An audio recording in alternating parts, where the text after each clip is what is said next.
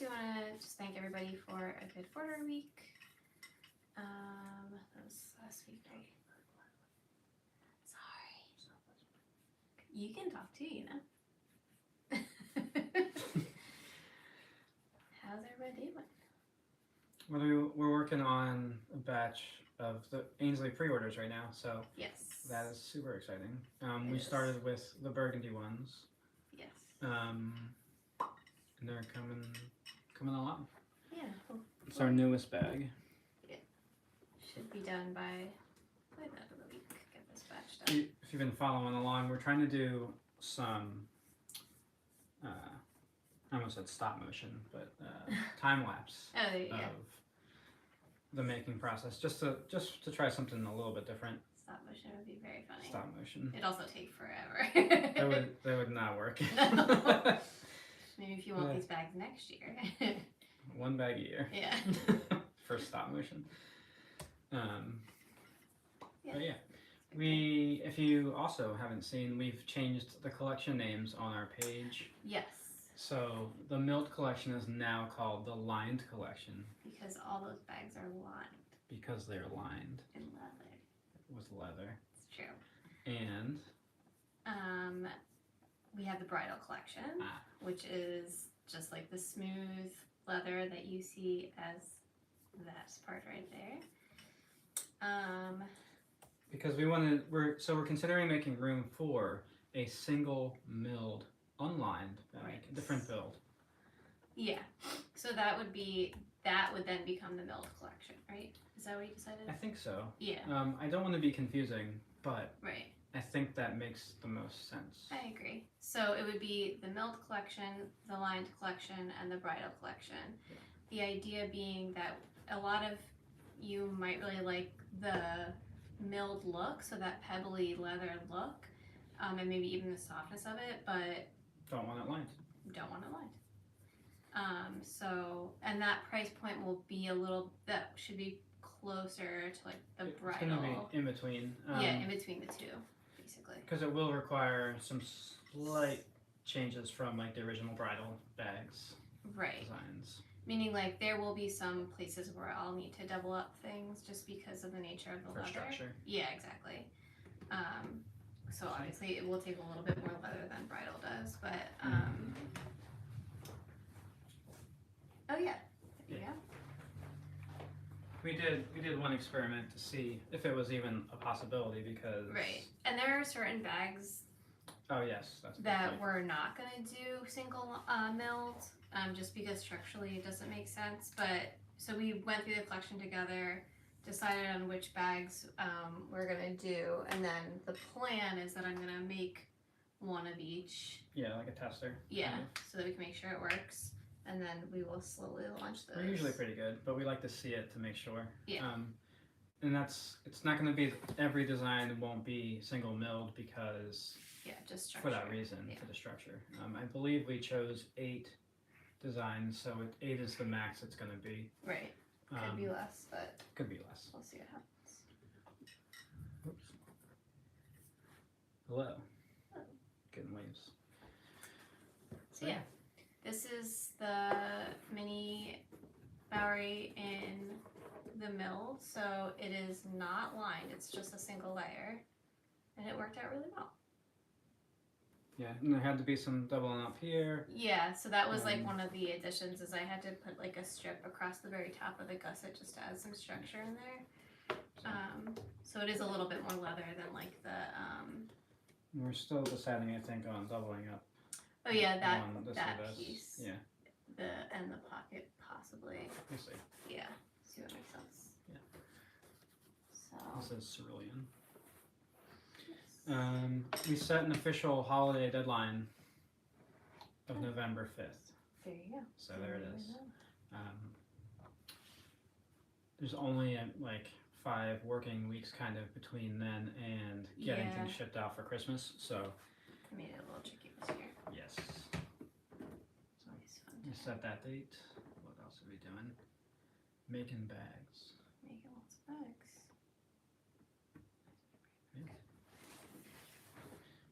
Feel free to ask questions if you want to join in the conversation. What are you working on specifically? Right now I'm working on getting the gusset ready for the front pocket of the Ainsley. So this little milled pocket that goes on the very front of the bag. So you can see this guy I already got ready. So I basically use a bone folder and kind of like, it's not actually scoring the leather, it's just making an indentation, but it's kind of like, you can kind of call it that. And so then you just fold it over, so it makes it easy for it to like go around the shape of that front pocket. And I've got all my front pocket pieces already, like the very fronts of the pockets ready. They just need their gusset. So that's what I'm doing. That's what I'm doing.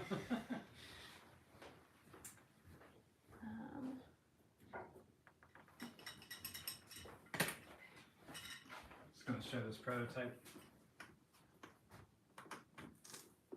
so you can see. This is also lined. This is the line milled, but this is a prototype, and it was the burgundy and navy. Yeah, we did two-tone for that one. Two-tone. So you can see blue lined in there. Yeah, it's a little bit easier to see on the two-tone. But yeah, so nice. I mean, Very impressed. I really like it. I do too. So yeah, just a touch on like the whole holiday deadline thing. It obviously sounds super early. Yeah. But you just have to know that we are made to order. So, you know, as orders come in, we make them and then send them out. And we want you guys to be able to, you know, get your things by Christmas time. And so knowing that and knowing like how busy we can get, we had to push it up a little bit, and make it early. So I know it seems weird to be talking about. Well, we were talking about it. Holiday. Yeah, starting last week. Yeah. Yeah, it's kind of like the farthest it can go without it being absolutely crazy. We're not trying to like force Christmas on people. No, definitely not our goal at all. It's just we want to make sure that you guys get your stuff on time, that's all. It's like when all the Halloween decorations go up, so do the Christmas stuff. Yeah, it's crazy. Yeah, this is going to be a quick one, so we can get back to work. Yes. So if you have any questions, put them in there. Otherwise, we're going to just say hey and see you later. Skedaddle. It's been fun working on the... Ainsley's? Yeah. Nice bag. It's a nice bag. It is a lot of detail, like... I feel like. Yeah, it is a lot of brain exercise for me because I've literally made the one prototype, which came out great. Or no, I made two prototypes. Forgot about the other one. Well, one prototype of the current design. One yes. prototype of the old, like the other. The other one. Like, relatively similar. So yeah, my brain has to be like, what order do I do all of these things? And what makes sense? How am I going to do this the most efficient way possible? Because like doing the lids always takes quite a bit of time because especially these lids, they've got a lot going on. They've got... Well, and if you watch the time lapses, it's all hand cut. Right. So it's a little bit crazy that way too. Yeah. It's all launching a new design is always funny that way because like most of the bags we've ever launched were all hand cut, and that just takes so much longer it really than does. with a die, right? Yeah. So. But so far, Ainsley has been... So far, so good. Yeah, proving herself. So hopefully I will have dies for her at some point soon. Yeah, this is one of the bigger, as far as like volume bags go, like the size, interior size goes. Yeah. But luckily we won't need a ton of dies for her. But that lid is a pain in the butt to cut out by hand. I'm just gonna do this because somebody asked us a little while ago about the size difference, and I want to give you an idea. So, first between the Mini Chloe and the Ainsley. So it looks pretty similar, but you can actually fit a lot more. Yeah. In the Ainsley than you can in the Chloe. I think that the interior shape kind of Yeah. makes that a little more minimalist compared to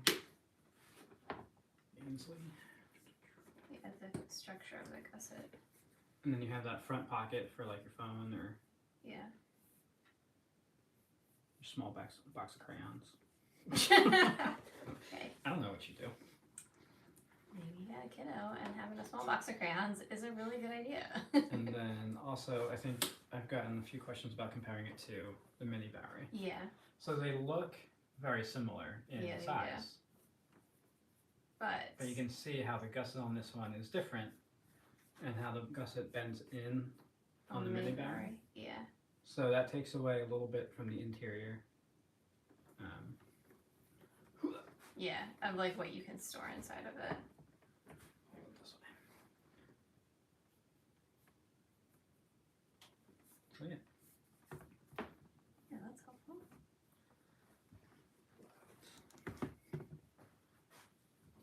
Yeah. But yeah, doing the lids of the Ainsleys, I knew I needed to kind of like focus on that first to like get those, so that way that when I'm ready to attach the lid, it's ready to go, and I don't have to like be like, oh, the paint's still drying, or and now I have nothing to do kind of thing, which happens once in a while. Here's another bag. This is What's the inside maid. this one? Hopefully a crossbody strap. Yeah. So this one has an interior zipper pocket, which never happens. It's the only design that has that, right? The floating interior pocket, yeah. I just realized where the crossbody strap went. Remember we were like, where did the crossbody strap go for the Ainsley? Because it's a little different. Yeah. We sent it off with the prototype. That makes sense. That makes the most amount of sense. It does. We're like, where the heck did this go? The 'Cause second, we the didn't first make prototype that we decided not to go with. Yeah. Sent it off. This is the Maeve. This one kicked off like The Maeve. 5 Well, designs. Yeah. It's crazy.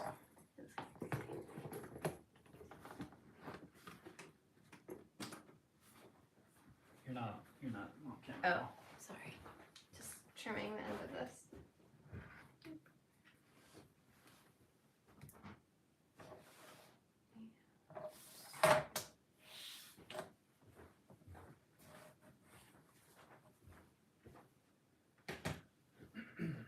It's finally nice and chilly. You can wear a sweater without sweating to death.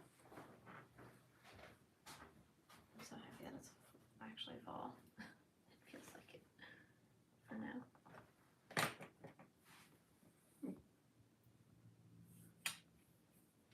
I have trouble opening and locking this style bag. What's the procedure? Oh, the Mini Maeve. Do we have one over there? How do you know I can it's show the you Mini on. Oh, I can show you on the big Maeve. 'Cause I don't. there's the Sterling. The Mini Maeve, not the. Oh, Maeve sorry. Crossbody. Oh yeah, we don't have a Basically, like you just pull up a little bit, and then I find that just putting your thumb like right above closes it. Mm-hmm. So Yeah. like, doop. Also, if you have stuff inside of it, it usually makes it a bit easier as well. Yeah, because this has the like you saw, this has the The pocket. crossbody inside. Oh, the crossbody strap, yeah. Just kind of. Yeah, having stuff inside it will help, but yeah, if you just like kind of just. Another thing you can do, like as it gets a little bit of memory, you can like lightly squeeze it, give it a little massage. Do you twist it? No, you do not. You don't have to. Oh no, you don't have to twist it. It just pops into place. Yep. Yep. And then 'Cause it like pulls up. Yeah, it's like a pull up, and then hope that helps. But yeah, doing it like this to close There it. is a little or, like, spring right in there, so I think Mm-hmm. if you like untwist it for a long time, You can like take it apart. well, maybe not. I I don't don't know. think so. Yeah, you don't have to twist it though.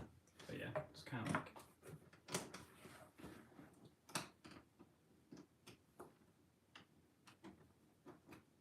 Yeah, remember how you were doing it before? Yeah, like that. That was fun.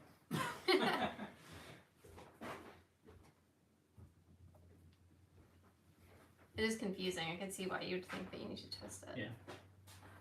I also don't wear the bags. You don't? That's I'm aware of. Secretly you do. Okay, let me try that. Thanks. Yeah, of course. Yeah, that was the first time we tried that closure. I think was that design on the big. Yeah, it was. And then we went with the turn lock. So for the Mave 16s, we went with the turn lock because. Yeah, just because they're so big. Because they're a little bit larger. If you're wearing something heavier, it probably. I just want it to be super Be secure. easier. Yeah. I mean, the other one is secure too once you have it in there.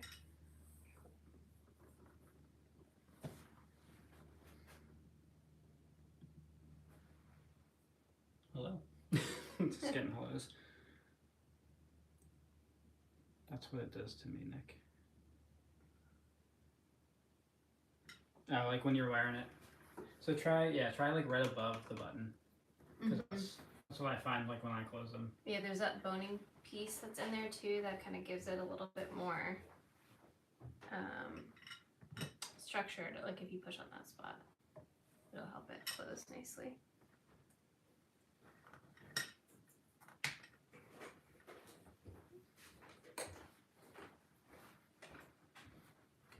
I'm like wondering. Yeah, putting your thumb right above it seems to be the best way to do it.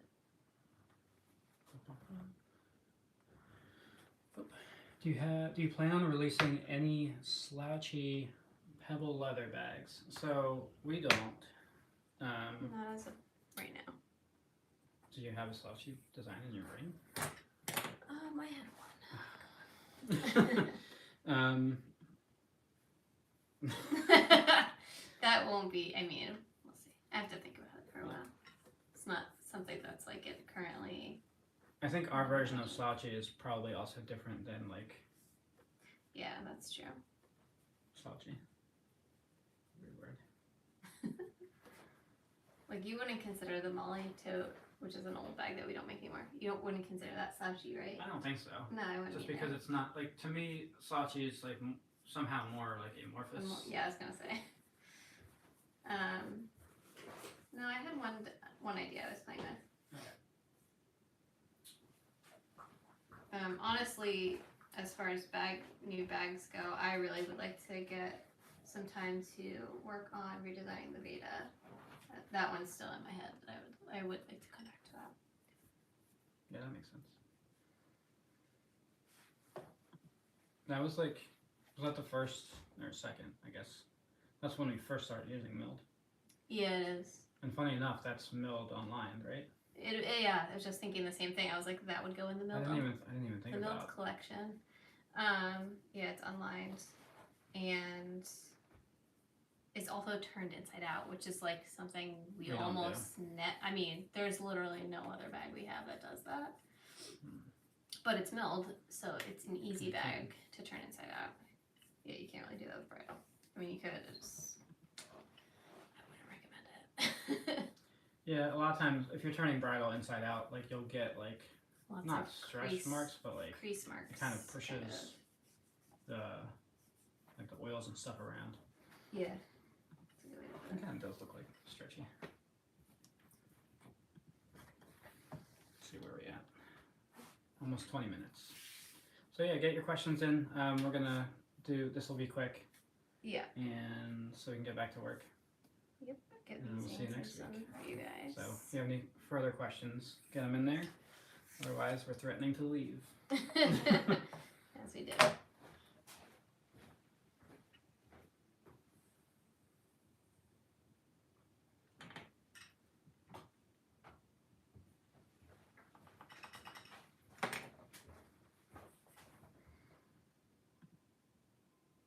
Thanks, guys. You two are my favorite leather people. On your bags, what are the ounce of each leather of line bags? So like we usually double up like 2-3 ounce. So you're ending up with about 6. When we first started, we were doing. I'm not really even sure why we did it this way. We were trying to do. We did like Thin and 2.5 thin. and Yeah. like 3.5. I mean, I know why we tried to do it that way. It does make it easier to sew. Something like that. It was like thick and thin. Yeah, it just made ordering leather a bit of a pain in the butt. Yeah. Well, you had to order double the amount. Yeah. And I think the 3 and 3, like, just gives a little more structure. And, yeah. And it works. Seems to work. Yeah, that bag that you made, Tim, looked real rugged and tough, but definitely heavy. You said 24 square feet of leather? That's a lot of leather. It's a lot of leather. It looks but great, it's beautiful. though. It's like a nice gray. Yeah, that's cool.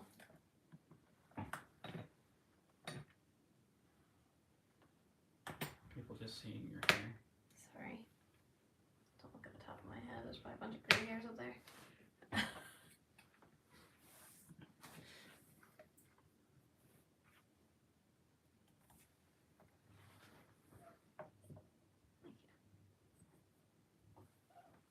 That's it. Yeah, I think we're gonna pop off and get back to work.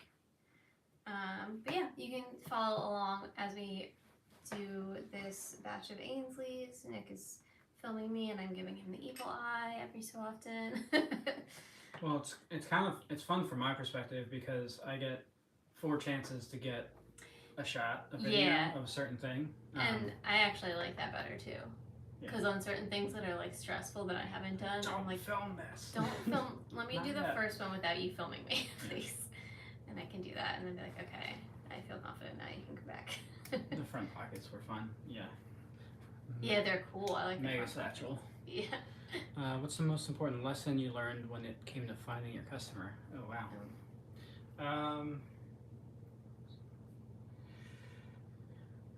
Maybe that's a tough one. Like your customer's not always who you think they are.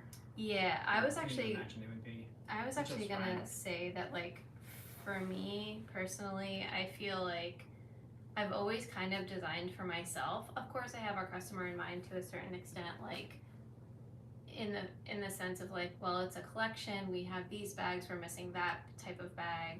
We need to fill that hole. But I kind of picture the customer to be someone I'd be friends with, or like someone similar to me in a sense. So like, which makes designing a lot easier because I'm just designing things that I would love to wear, and that seems to work for what we do.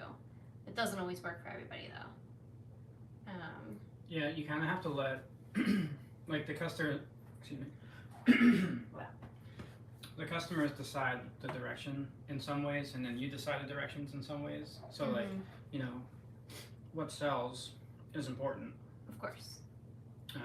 And also the vision you have for your collection is also important. So like, it's more than. Yeah, because you also have to.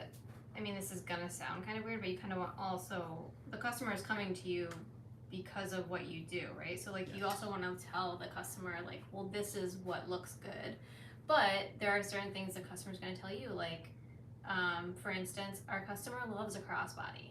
They love a crossbody. If it were up to me, love a top handle. Yeah, and they love a top handle. If it were up to me, there'd be a lot more shoulder bags in our collection. They just don't do as well for us. So that's a place where I'm listening to the customer. I'm producing more crossbody bags than shoulder bags. So there's that sort of like more broad piece that I'm listening to when it comes to the customer. But as far as like the style of what I do, it's always going to be, for the most part, I'm thinking of myself or someone like me or someone I would be friends with. That makes it a bit easier for me to design that way, I think.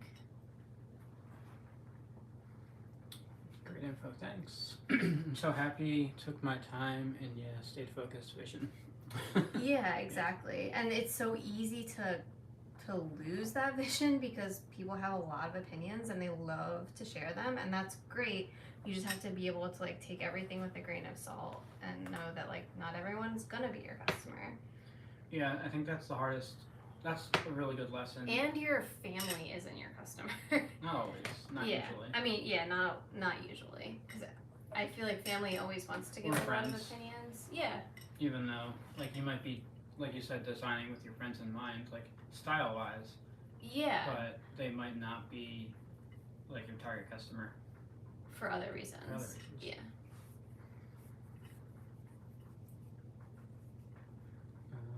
I'm new to the world and trying to build customers. Yeah, it's definitely not easy. No, and I would say my biggest piece of advice is always, if you can, find a way to physically get in front of the customers, because you can gain so much knowledge by watching people shop your stuff. So whether that's like a pop-up shop in someone else's store or doing a show like a maker's market or something like that, I feel like we really gained a lot of knowledge by doing that at the beginning. We always used to joke, if we listened to our customers at the shows, all of our bags would have like 50 pockets on them. Yeah. And what people think they might want versus what they actually use can be different. Yeah. So, you don't want to let that steer too much of your focus And your vision. But obviously, any feedback you get is going to be helpful one way or the other. Yeah. So making my own now, I need to wear to shows to advertise. LOL pockets. Markets have been good for me! Exclamation point. That's great, Tim. Yeah. You get so much feedback, and there's a lot to learn in those scenarios. And kind of like, oftentimes there's so many options, you want to kind of reduce the amount of options. Yeah. We'll just say color. Like, you could have every color possible, but like that's not really practical. So like start with, 3. Right. Unless that's going to be your differentiator. I feel like that's the other thing, That's true. to like figure out what is the thing that makes your stuff different.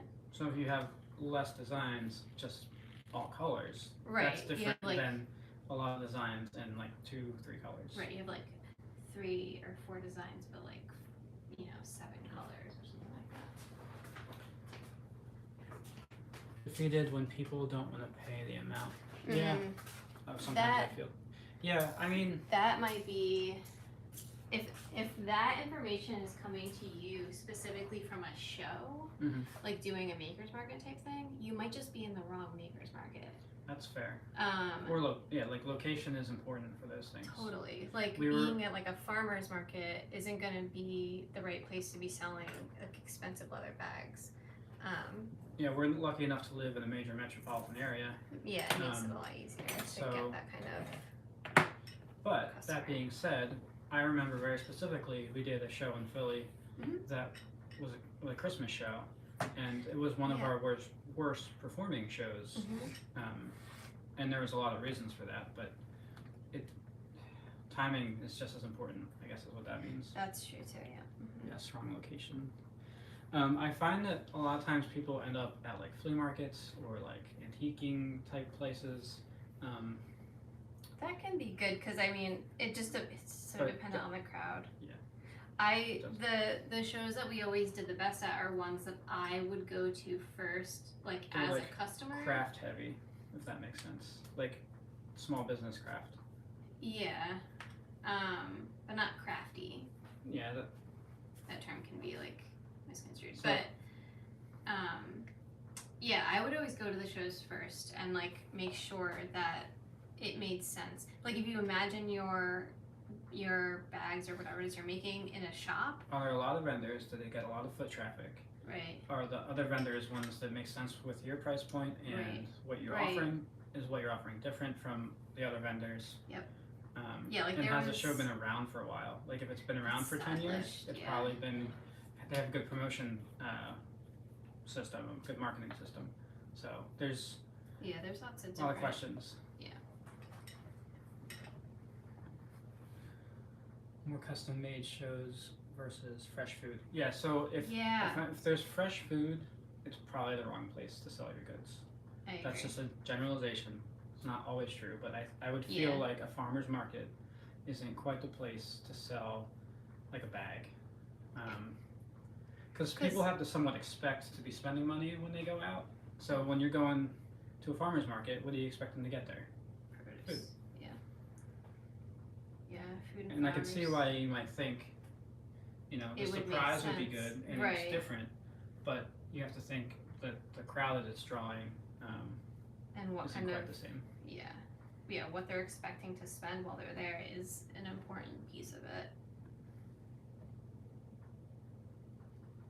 And then fresh food is different than food trucks.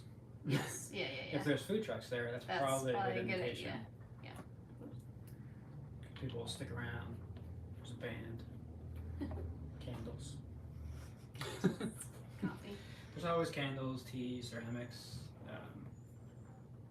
all that kind of stuff. And vintage stuff. And vintage stuff. Dang, such good advice. Boom. Boom. Handmade/makers are the best markets for me. Yeah, that makes a lot of sense. Mm-hmm.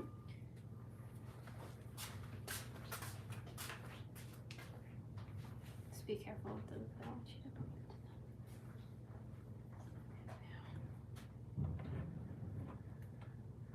Alright.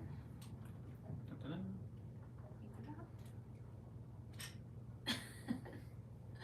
Alright, now we'll really see you later. Yes, now we're gonna actually get going. Thank you guys for joining us, and hopefully Bye. we'll see you